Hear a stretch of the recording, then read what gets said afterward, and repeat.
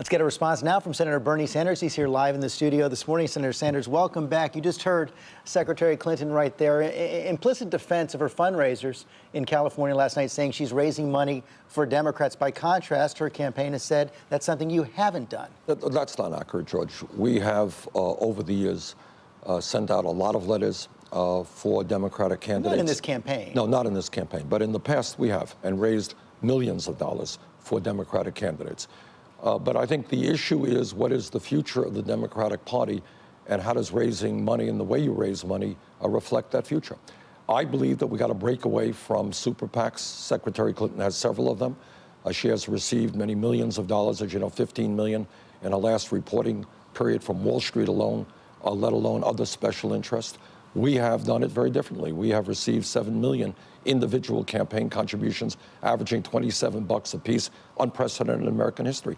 But the bottom line here is, how do you revitalize American democracy? I don't think you do that by raising money from the top 1% and then say to working class people or the middle class, I'm here to represent you. That kind of doesn't pass the laugh test. People see that. And that's why so many people don't vote, why they understand that Congress ends up working for the people on top rather than their interests. So I think we need a revolution in this country, certainly in campaign finance. That means overturning Citizens United. For the Democratic Party, it means an emphasis on getting more working people, young people in the political process, a dependence on small campaign contributions, not big money, the way Secretary Clinton is raising it. You heard her answer there to your latest ad here in New York, saying your campaign is trying to make something where there is nothing on the minimum wage.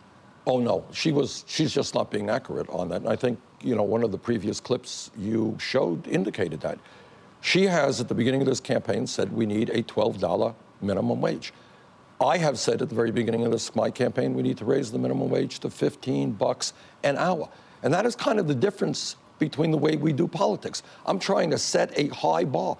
I'm trying to be a leader which says, let's go, America, let's move in the direction we have to go. Which she has if there's such a big difference, why does she have the support of the Fight for 15 movement? Well, she doesn't have the support for the Fight for 15 movement. We have the support of millions of working people. I have been on picket lines in Washington, D.C., out in the street, out in the rain, with those people who are fighting for $15 an hour and the right to organize. But here's the point, George.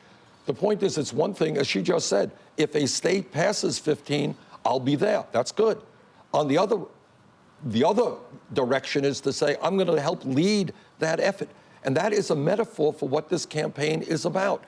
I am trying to be a leader which says we have got to take on big money interests in this country. We have to join the rest of the industrialized world and guarantee health care to all people through a Medicare for all single-payer program. We've got to have legislation in which makes the United States not the only country that doesn't guarantee paid family and medical leave. We've got to make public colleges and universities tuition-free. We can do that. We're the wealthiest country in the history of the world if we have the courage to take on the big money interest. And you can't do that when you're dependent upon them for your fundraising. So I think the difference in the minimum wage discussion you're seeing goes beyond that. I am trying to lead this country in a different direction. What Secretary Clinton just told you is, well, yes, if a state does it, I'll sign the bill. Or if Congress passes it, right. She said as well. But I want to lead that effort, not just follow. Let me bring up another issue that came up at the debate on Thursday night, the relationship between the United States and Israel. Here's what you said the relationship should be like going forward. Of course, Israel has a right to defend itself. But long term, there will never be peace in that region unless the United States plays a role, an even-handed role. Take that kind of even-handed approach under President Obama? I think he's done much better than his predecessors, but I think we still have a way to go. And I was not criticizing President Obama. I was criticizing Secretary Clinton. She gave a speech to AIPAC. It's a long speech. There was one sentence, I believe, that even mentioned the Palestinians. The point is that it goes, as I just said on the clip, it goes without saying, Israel, we have to protect 100% Israel's right to exist, its right to live in peace, its right to live in security. But you cannot ignore the suffering of the Palestinian people. And long term, the only way we bring peace into that region. Do you think Secretary Clinton has ignored the suffering of the Palestinian people? Well, I think if you listen to her speech, that was the major speech. She had one line on the Palestinian people. I said, and let me repeat it again, is that I think that Israel has every right in the world to respond to terrorism. But I think in the Gaza, it was a disproportionate response. You had some 1,500 civilians killed. I think you had 10,000 or so wounded. That was a disproportionate response. And you can't just always nod your head to Netanyahu. He is wrong on occasion. The head of the ADL said that comment, it plays into the hands of the image that Israel is the main problem in this conflict. Well, they could say what they want. I didn't say Israel is the main problem. All I am saying is you cannot ignore the needs of the Palestinian people. And right now, as you know, in Gaza, there is mass destruction that has not been addressed right now. Poverty rate is off the charts. 40% people are unemployed.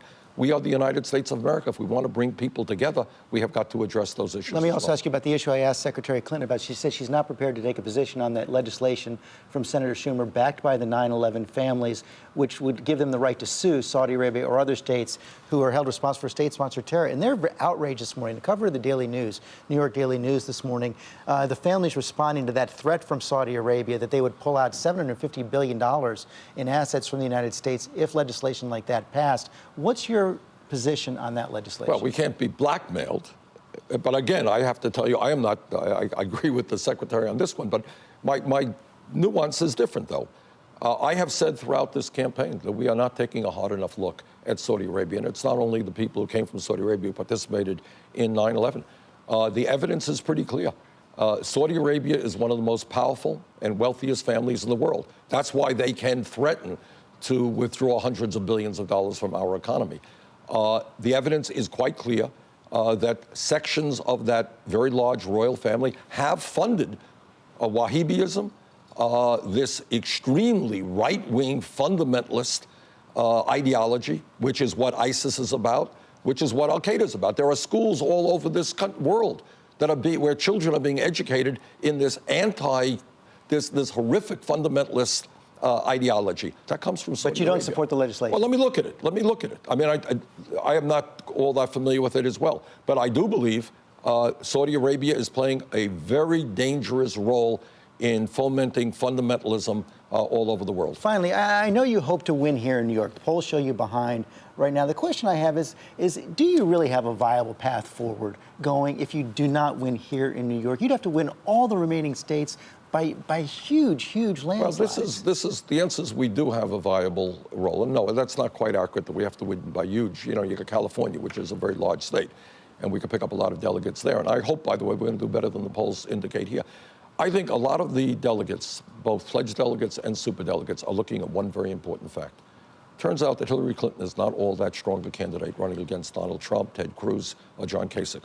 In poll after poll, nationally and in statewide polls, we do a lot better than Clinton does against Trump, against Kasich, and against Cruz. And I think a lot of people are saying, well, I may not like Bernie as much as I like Hillary, but at the end of the day, we must defeat Trump. We must not allow a Republican to get into the White House. Some of those people will come over to us as the stronger candidate. Senator Sanders, thanks for joining us this morning. My pleasure.